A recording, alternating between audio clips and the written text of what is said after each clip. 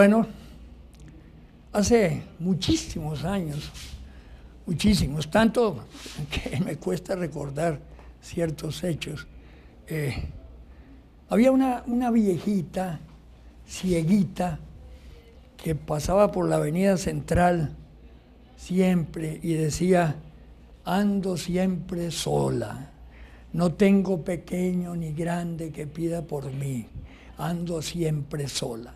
Estaba pidiendo una limosnita. Bueno, pues yo ando siempre solo. Parece que mis compañeros, uno pues, tuvo un problema de salud, don Fernando, y don Vladimir no sé qué le pasó, pero no ha llegado. Ahora, no es raro, porque el tráfico está de una manera verdaderamente insoportable. Yo salí antes de las 6 de la mañana y fui llegando a la oficina mía en Repretel a las 8 pasadas. Es decir, ya no se puede manejar sencillamente. Las vías que no están cerradas, están arreglándolas, el AIA abre huecos para cambiar tuberías, en fin. San José se ha convertido en un verdadero desastre para manejar. Yo cuando regresaba para San José, usualmente tomaba la circunvalación. Bueno, pues ya no se puede, porque resolvieron, era la única vía decente que no tenía huecos, que se podía manejar bien. Entonces resolvieron universalizarla con el resto de San José, destruirla. Y con el pretexto de que la van a recarpetear, no sé qué le recarpetean porque estaba muy bien y está lo que quedó ahí requete bien, la han destruido totalmente. Y entonces dejaron ahí un paso chiquitico que se llena y es imposible y pasa uno entre el barro y las porquerías.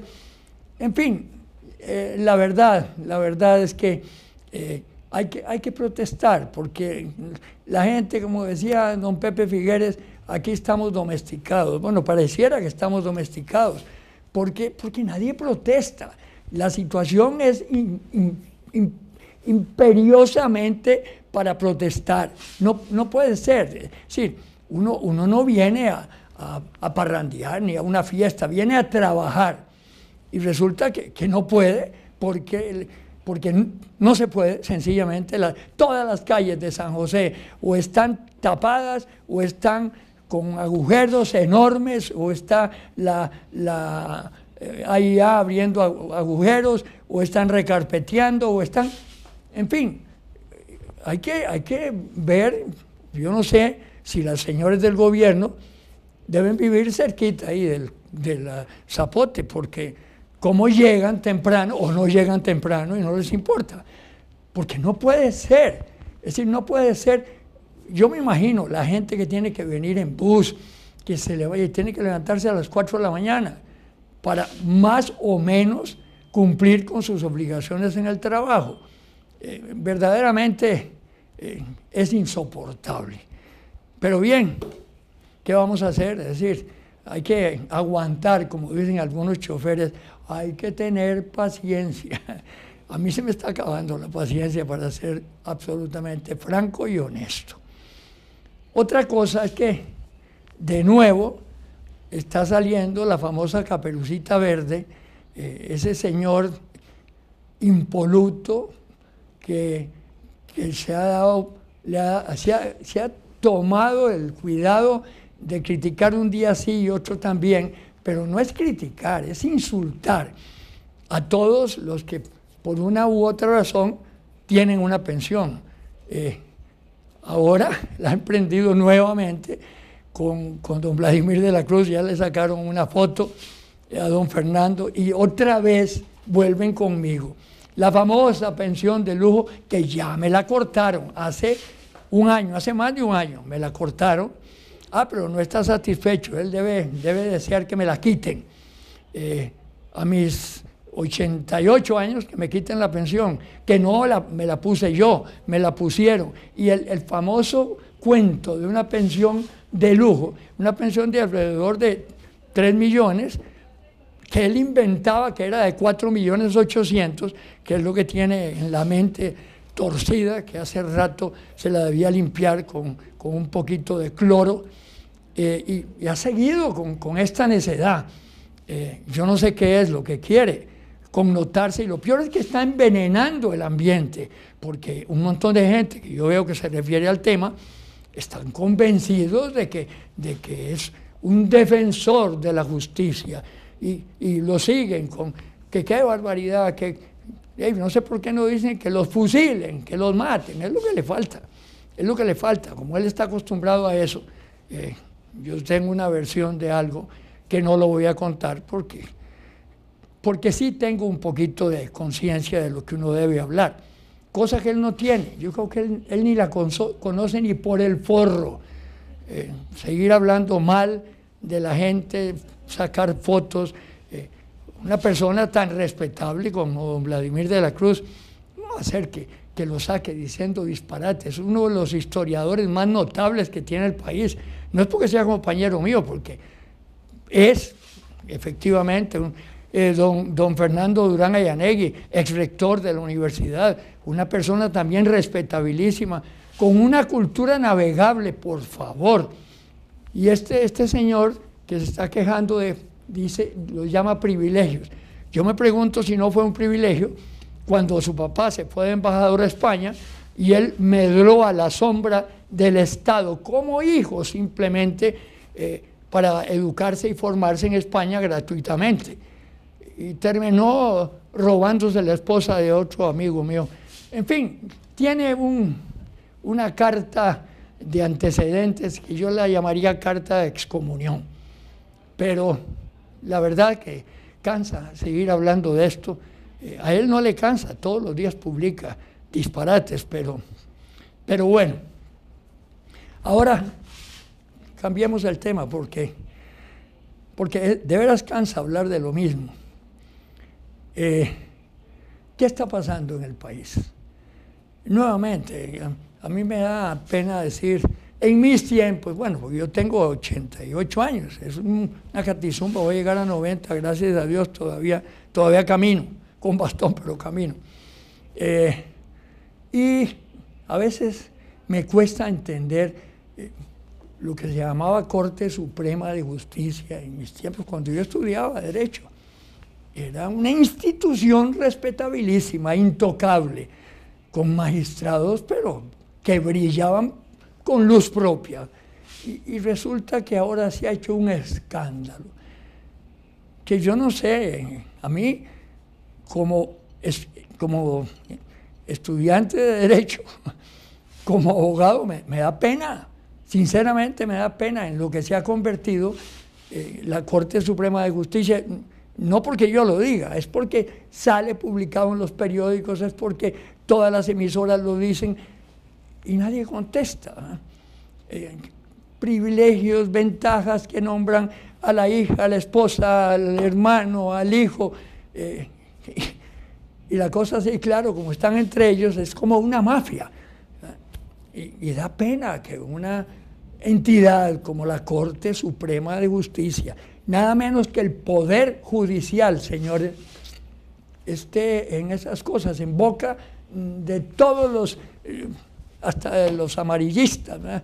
Todos hablan de ese poder como una vergüenza del país y están investigándolo por todas partes. Realmente a mí me da mucha pena el haber llegado a vivir los años suficientes para ver una situación de esas. Uno, la verdad, no estaba acostumbrado a nada más que a respetar profundamente a aquellos personajes casi bíblicos, señores, pero con S mayúscula, ¿verdad? De una categoría extraordinaria. Y parece que todo se ha degradado y todo, siente uno que el país se está derrumbando. Y es una pena porque es el único país que tenemos y es donde vivimos todos nosotros. Ahora, ¿qué hacemos? Bueno, don Pepe hizo una revolución, pero por circunstancias un poquito diferentes. Beto Cañas, cuando estaba vivo, compañero nuestro, decía que había que dar un golpe de Estado, pero que por un tiempo nada más para arreglar la situación. Y el problema es que salvo un personaje como el general Guardia, los golpes de Estado tienen una historia muy fea, se quedan al perpetuo. Y en toda la América Latina están llenos de figuras como el tal Pinochet y todos esos que fueron producto de golpes de Estado. Yo creo en la democracia, creo en la voluntad popular. Desgraciadamente, en la democracia y la voluntad popular se limitan al día de las elecciones, ir a emitir un voto y se acabó. Porque, nuevamente repito lo que decía don Pepe, la frase no es mía, pareciera que el país está domesticado. Porque está ausente de protestas, no de gritos en la calle, no de manifestaciones de los sindicalistas, no se trata de eso. Se trata de la vigencia, del talento que protesta por lo que está pasando, gente con formación, con cultura, con cierta edad, que está permanentemente expuesto a estos desastres que están pasando en el país. Pero bueno, es el país que tenemos, no hay otro, y aquí vivimos. Aquí llegó don Vladimir, bienvenido, venga para acá usted, para que agarre la flauta ahora. Estaba hablando solo. No se preocupe, es que la presa es espantosa. No, yo sé, si yo salí casi a las 5 de la mañana y llegué a las 8. Sí, pues sí. Casi. Estoy hablando de varias cosas, hablando del desastre de San José, como está, que ya no se puede traficar de ninguna manera. Viene uno y las calles que no están cerradas... Traficar, hay algunos que sí trafican. Sí, bueno, sí. Gracias a Dios uno no está en esa fila de delincuentes, de delincuentes libres, porque andan por las calles muertos de risa. Ay, don Vladi. Fernando como que tiene un problema de salud y no pudo venir hoy. Así que de hecho, trabajamos usted y yo. Tenemos que batirnos usted y yo. Así será. Pero ¿tiene el micrófono abierto? Sí, señor. Ah, bueno, entonces le paso la flauta. No sé qué decirle, digamos, del tema que usted venía planteando. No, dos cosas estaba planteando. Estaba planteando que resucitó la famosa Caperucita Verde, el tipo aquel que se pasaba hablando de los privilegiados y todo, que están sacando otra vez fotos tuyas, fotos de Fernando, fotos de un servidor. A mí ya me cortaron la pensión y insiste en que es una pensión de lujo. Y realmente da pena porque hay sectores que lo escuchan, lo leen y se van formando una opinión incorrecta, como si uno hubiera inventado su pensión. Yo jamás puse un dedo a mí me pusieron una pensión, punto. Y esa fue la pensión que devengué durante muchos años. Y ahora, y digo muchos años porque tengo muchos años. Y ahora resulta que me la tasajearon, me dejaron bastante menos, pero sigo siendo víctima de las infamias de este señor, de la Caperucita Verde, que en algún momento don Fernando dijo hasta su nombre y a una situación muy grave que tuvo en un vehículo con su hermano. Y bueno, caso. ¿Cómo explicarle? Las personas todas en Costa Rica, Álvaro, 2 millones de costarricenses son asalariados. Sí. 2 millones de costarricenses que de alguna manera, cuando cumplan un ciclo de trabajo, de vida de trabajo, ¿Se van a pensionar? Se van a pensionar. Todas van a tener su pensión. Sí.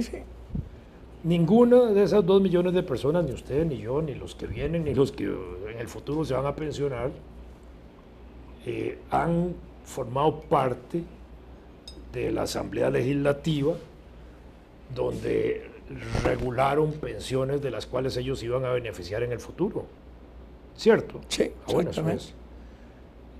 Cuando nos incorporamos usted y yo al trabajo, y Fernando también, nos incorporamos a trabajar con un sistema laboral que nos pagaba un salario y que nos inscribía automáticamente en un régimen de posibilidades de obtener pensiones. En Costa Rica hay distintos Pero sistemas. no solo eso, sino que desde antes de ser pensionado estaba pagando uno para esa pensión. No, por Sí, supuesto, porque, pero en Costa Rica hay sistemas de pensiones. Y desde que uno inicia el proceso de trabajo, paga un porcentual de su salario para Así el es. sistema de pensiones, Así es. del cual uno se va a beneficiar. Existe el sistema de la caja, existía el sistema de Hacienda, que ya después lo cerraron, Claro. pero que quedaron ahí gente beneficiada, y existe el sistema de la Junta de Pensiones y el de la Corte, por mencionar Sí, esos sí, 4 sí. sistemas. En el sistema de la caja, la pensión más alta creo que anda en el orden de 1.800.000. Yo creía que era un Para millón y medio, eso bueno. se cotiza 3%. 3%. En otros sistemas, como el de la Corte, ahorita están pagando el 12% Sí. de cotización. Y eso les da un margen más amplio de pensión.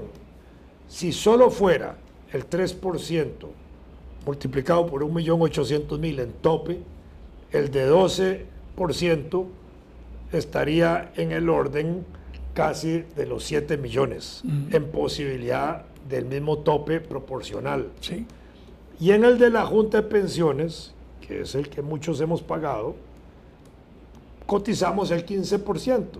O sea que si se comparara la proporción de 1.800.000 por 3% cotizando el 15% en términos máximos, o el 16% en términos máximos, estaríamos hablando de pensiones todavía más altas de 8 millones, en posibilidad de sí, sí. cubrirlas por el porcentual que se paga, ¿verdad? Y por el sistema bien administrado que en este caso tiene la Junta de Pensiones. Cuando uno tiene muchos años de trabajo, tiene esas ventajas. Hay gente que se pensiona en el término de los 30 años, ¿verdad? A veces hay gente que se anticipa su pensión y le perjudica porque le rebajan un porcentual. En Hacienda era 60 años. Y yo me pensioné de 60 años. Bueno, por eso. Sí, En el caso nuestro de educadores eran con 30 años o de servicio o 60 y creo que 62 años de trabajo. Bueno, yo también me pensioné casi a los 70 años con 43 años de servicio. Hey, tenía un derecho a un régimen de pensión. Si a esto uno suma que uno tiene calificaciones académicas, que va mejorando su estatus, o tiene puestos de servicio que agregan un salario, por ejemplo, los que hemos sido decanos o directores de escuelas, tenemos un adicional en el salario por el tiempo de servicio. Yo fui 8 años decano y eso me hizo que me elevaran 25, 30% el salario en una época en que fui decano. Después dejé de ser decano y mi salario volvió a descender. Y fui director de escuela, ¿verdad? En ese sentido también me elevó un poquito el salario, después me lo quitan. Y como hacen un promedio de salarios, entonces eso contribuye a elevar eso. Yo nunca, en el caso mío, nunca tuve dedicación exclusiva. Que eso agregaba un 30 o un 40% más al salario. Yo nunca me acogía a eso pudiendo hacerlo. Entonces, yo creo que mi pensión responde a un trabajo del que yo he sido durante 43 años mi actividad principal, docente, profesor. A eso me dediqué yo en la vida. No tengo otro ingreso adicional. Sí. Cuando fui embajador, porque hay gente que a veces piensa que cuando uno es embajador agrega el salario de embajador al de la pensión. En el caso mío no fue así. Cuando yo fui embajador, lo que me pagaron de embajador no se tomó en cuenta para que valoraran mi pensión. En esa campaña que hay ahí contra los llamados pensionados de lujo, incluso inventan, a mí me duplican, casi que me duplican. Es mala fe. Me duplican lo que yo gano nominalmente, porque lo que yo gano nominalmente puede ser una cifra alta, es cierto, pero lo que yo recibo es 2 tercios de lo que, nominalmente está establecido en la pensión. Pero eso responde a un régimen de trabajo. Si hay vagabundos, como algunos de esos que están haciendo esa campaña, que nunca cotizaron para la caja, o que cotizaron muy bajo porque quisieron cotizar bajo siendo de profesiones liberales, no tienen un derecho a una pensión alta dentro de las posibilidades que da la caja, por poner un ejemplo, de régimen. Entonces andan cuestionando a personas que tienen ingresos por pensión de más altos que ellos. En otros aspectos morales, como usted dice, uno de esos personajes que anda haciendo campaña es un tipo que ha sido cuestionado, le han quitado su derecho de ejercicio de la profesión. No sé, creo que hasta estuvo acusado penalmente y hasta se dice que estuvo involucrado en la muerte de un hermano suyo, por alguna razón. Entonces, ¿con qué autoridad un personaje como esos anda hablando contra personas que no tienen ese récord que él sí ostenta heroicamente? Entonces me parece que es injusto. A mí no me gusta estar hablando de esto porque claro que no. Es un tema que se las trae y han agarrado de pivote a unos cuantos. A mí, pero ahora es este grupo, nuevamente. A mí me lo cobran seguramente porque yo soy una persona bastante conocida desde que era de mi tiempo estudiantil. Había sido dirigente comunista en mi época estudiantil y algunos de esos a quienes yo seguramente les sacudí la conciencia como dirigente estudiantil y los hice ver una realidad de la cual siguieron viéndola y antes no la veían, me lo cobran hoy, ¿verdad? Porque ese es el fondo. Todavía siguen hablando de ese pensionado que era dirigente estudiantil, ¿verdad? Y no valoran otros aspectos. Ningún sistema de pensiones actualmente tiene en acreditación del régimen de pensiones el 100% del salario, sino que sacan un promedio de salarios y un porcentual.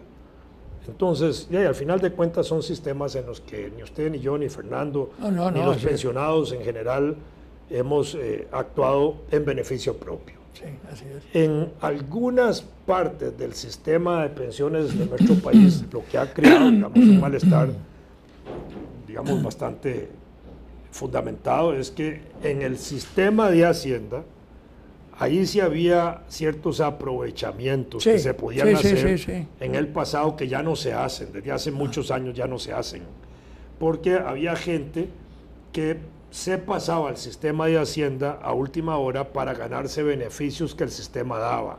Eso sí era una práctica, digamos, corrupta, que se hacía con tolerancia de autoridades políticas y de directores administrativos en su época. Pero eso se cortó hace muchos años. Y eso ya quedó ahí para la historia. Habrá que cumplir con eso. Las personas que hoy ganan salarios tienen ingresos proporcionales más altos en términos futuros de pensión de los que nosotros vamos a tener también en el futuro. Por ponerle un ejemplo, cuando mi suegro se pensionó siendo un médico de mucho prestigio, de 2 especialidades que tenía grabado en el extranjero y todo eso, con todos los años de servicio que podía tener en la Caja Costarricense del Seguro Social, con las publicaciones, con todos los méritos del caso, llegó a tener una pensión de 8,000 pesos, ¿verdad? Y en ese momento hubo un aumento en el salario de los profesores unitarios, que a mí, en el caso mío, me pasó algo así como a 10,000 pesos mi salario. Era más alto que la pensión de mi suegro. Y yo no le podía decir a mi suegro que yo ganaba más que él, ¿verdad? Porque me era como doloroso saber que él, un hombre de muchísimos años, de una gran experiencia, de mucho trabajo, yo con un salario iba ganándole a él en su pensión, pero así fue mi mamá también. Sí, mi mamá también. Al final yo iba ganándole por el aumento del salario porque las pensiones no crecen. De manera que yo sabía igualmente que en algún momento ese crecimiento del salario se iba haciendo cada vez más largo en relación a las pensiones de personas muy queridas para mí, muy cercanas para mí, familiares míos. Y se iba distanciando. Pero igual va a ser con mis hijos respecto a mí. Cuando ellos se pensionen van a tener pensiones más altas que la mía. Y cualquiera que nos esté oyendo hoy, que sigue trabajando que está trabajando y que le faltan, por poner 15 o 20 años de pensión, probablemente cuando se pensionen van a tener pensiones más altas que las que tenemos nosotros dentro de 15 o 20 años. Esta joven dice que En ese sentido, aterricemos. esa es la realidad. Lo demás me parece que estar hablando de esto, Álvaro, es mortificante para todo el mundo. Sí, Dejemos así es. que esos espantapájaros sigan hablando ahí como quieran. Y la verdad es que no vamos a poderlo, ni usted, ni yo, ni Fernando evitar. Y es un grupo ahí de gente que anda nada más viendo... Son enfermos mentales, porque eso es una enfermedad mental. Y probablemente, o sean unos envidiosos también. Es algo hay de eso, de todo. Es una mezcla. O una serie de frustrados que no tienen las condiciones profesionales de tener los méritos y los puestos que nosotros pudimos tener para tener la pensión que tenemos hoy. Así es.